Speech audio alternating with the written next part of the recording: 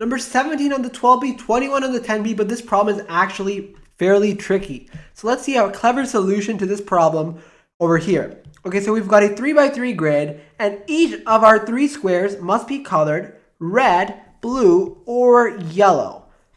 Okay, and our key condition here is that each red square shares an edge with at least one blue square. Each blue square shares an edge with at least one yellow square.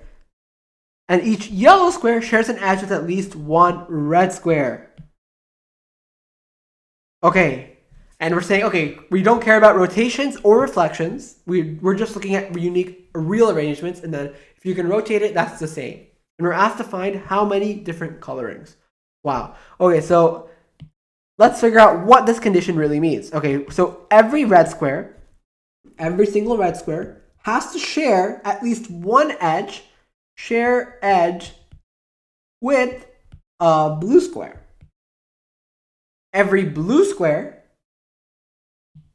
Each blue square must share an edge with at least one yellow square. So blue square must share edge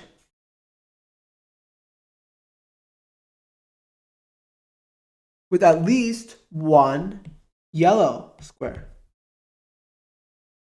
Okay, and then each yellow square must share an edge with at least one red square. So this is kind of like the cyclic. You can imagine a cyclic, right? Blue, yellow, red, blue, blue, yellow, yellow, red. It's kind of like a cycle, right? And okay, we're trying to color our 3x3 grid somehow.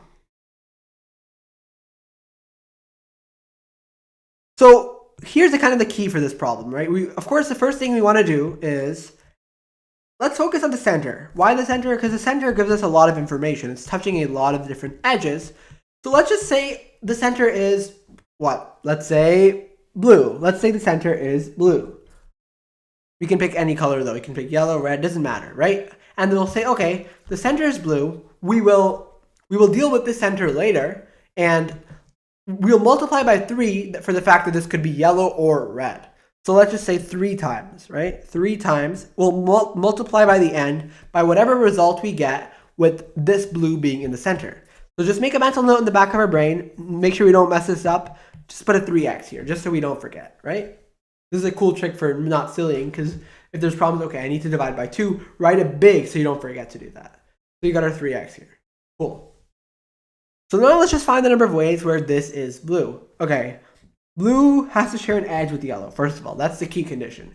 There has to be a yellow here, here, here, or here. So, rotations we don't care about. So let's just say yellow's here. It's all the same. Whether it's here or here, you can rotate it to get it. And similarly, okay, now yellow must share a red. Okay, so maybe the red could be here or here, and we again don't care because reflections are the same. So let's just say red is on top. Why not, right? It's the same thing. And notice how we multiplied because of coloring, because coloring would change the arrangement, but this is rotations, which is why we don't care, because they said these are considered the same. Okay, that's good. So blue, yellow, red. Now red must share with blue, but take a look here. This one is already yellow, so that means this one must be blue as well.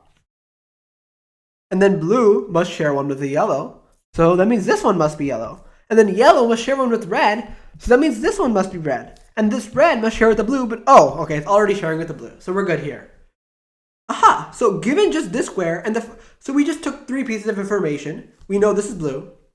That now we already assume we'll multiply for later. And we're like, okay, this can be yellow, and that's also fine, because we know one of these 4 has to be yellow, and we just pick one of them, and rotations are all the same. And okay, and yellow, one of these 2 must be red. And again, we already know reflections are the same. So essentially, whenever we have the center is blue, all of these are fixed. Whether we rotate it or reflect it, we could have maybe this thing could be reflected vertically, or it could be rotated 90 degrees. But with this center being blue, this is effectively 6 of the squares have to be this. So they have to be some version of this when we have the center blue. So this, we already know all of these squares have their neighbors. Like blue has their yellow neighbor, yellow has red, red has blue, blue has yellow, yellow has red. And red has blue. So all of these squares, they're happy, they have their respective edges that they need. But what about these 3 squares? How do we figure that out here? And this one is actually not too bad, we can just do a few cases to figure that out, okay? So let's see here. Let's say, let's just do cases on, generally we want to pick the middle one because, or actually maybe it might be easier to pick one of the left or the right ones. Let's just say the left one. Why not? You could do cases on different ways. I'm sure they could work. Let's say our left one is blue, right? And in this case, blue already shares an edge with the yellow. So now we just need, okay, what can go here? Would it actually be easier? To do? I think it would be easier to do casework on the center one. Okay, I'm going to go back. Now the reason this is actually how it might go in the contest. Like, okay, do I do casework on this one or this one? Now the reason I'm thinking we should do casework on the center one, that's just my thoughts, is the center one gives you information about both of these. It's like a more central piece of it. It's touching more edges. So it's going to be like a more of like a restricting factor here. And that's kind of how we centered the center here. Now we have 3 squares left. Let's just pick the center here. So the center can be blue, yellow, or red. So let's just say maybe this one is blue. If this is blue, then now all we have to do is see, okay, there has to share an edge with the yellow. So we know that one of these squares has to be yellow for this blue to work because there's no yellow on top, right? And then at the same time, okay, what squares can go here? And because let's say we put, I don't know, let's say we put a yellow here. Can we do that? No, because yellow requires a red, but none of these are red. So let's just look at the cases for each of these squares. So can this be yellow? No, because yellow requires a red. Yellow won't work. Can this be a red? Yes, because red requires a blue, and there's a blue right over here. Can it be a, so yellow no, red yes, and blue, what about blue? Can it be a blue? Yes, because blue has a yellow on top. So this square could be red or blue. It can't be yellow because yellow, there's none of these squares are red. Okay, and this one we do something similar here, blue and red. So we have to look at, okay, what colors would require either a blue or a red, right? Because let's say the color needed a yellow. If the color needs a yellow, then it doesn't work. So blue won't work here because blue would need a yellow and there's no yellows here. But let's say we wouldn't have that. Red and yellow both work because red needs a blue and it has a blue. Yellow needs a red and it has a red. So red and yellow would both work here. So we know that left square is red or blue and this one is red or yellow. And actually, let me just show you a quick shortcut because we'll be using this later. Notice that if this is blue or red, we look at our chart here, blue and red. So we know that R and Y are the only ones that can work. Because if let's say we can't, let's say this was yellow. Let's say it required a yellow. We don't have a yellow here. So only the ones that require a blue or our neighbor are the ones that we can have. So only a red or yellow works. So we can be like, okay, these are our neighbor squares, blue and red. And then we can kind of backtrack using our mini chart and be like, okay, R and yellow are the possibilities for this square. Because blue would require a yellow, which we don't have. So we're going to be using this trick later, look at the neighboring squares, and then look at our chart. And then just backtrack to find the possibilities. And we can do the same thing here, like blue or yellow. Here's like how kind of like a shortcut way. We go backtrack, okay, red and blue work. So red and yellow, red and blue, but we also know that because of this blue, one of these has to be yellow. And this one can't have any yellows. So this one must be a yellow. And then from there on, we just have 2 possibilities. And both are distinct. We have 2 cases. If the blue is in the center, then we have blue center bottom. I should say center bottom. 3 cases. Or 2 cases. Right? Because R or blue. And we notice that, okay, how do we know they're not the same by rearrangements? We know that because we already assumed blue and yellow and red here. So, of course, having a different number of red and blue squares would be distinct arrangements, not just rotations. We have 2 cases if blue is in the center bottom. Okay, what about if yellow is in the center bottom? So yellow needs a red, so therefore we know that one of these cases, we know that one of these 2 has to be a red for it to work. And then we also know, okay, yellow, the only neighbor is yellow. So we look at our chart, yellow, blue. We know that this has to be a blue. There's no other possibility, right? Because red and yellow would require a blue and a red as a neighbor, but there's no blue and red as neighbor, just yellow. So we use our, again, chart logic, yellow, backtrack blue. Here, yellow, red, as our neighbor, so we can backtrack and be like, okay, this one could be blue or yellow. So this one could be blue or yellow.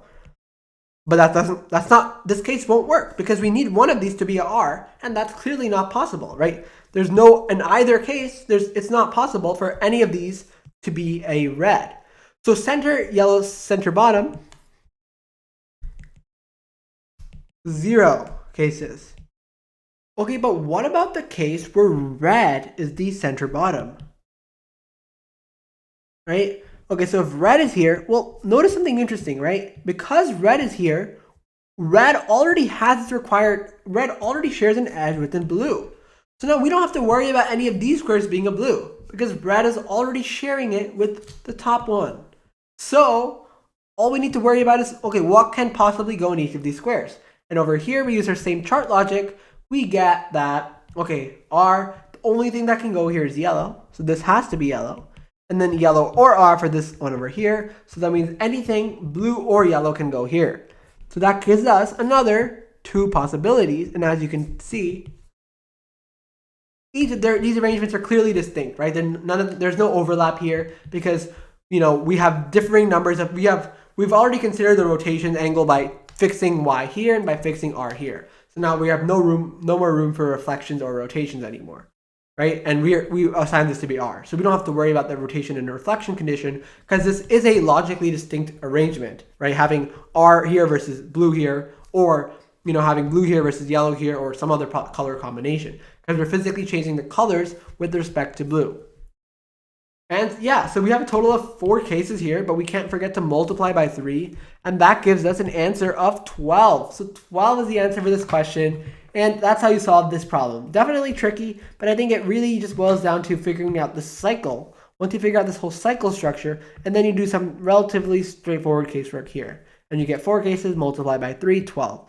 And really just this rotations and reflections, which allowed us to fix Y and R. We have to keep that in mind here. And then of course, all of these arrangements would be distinct.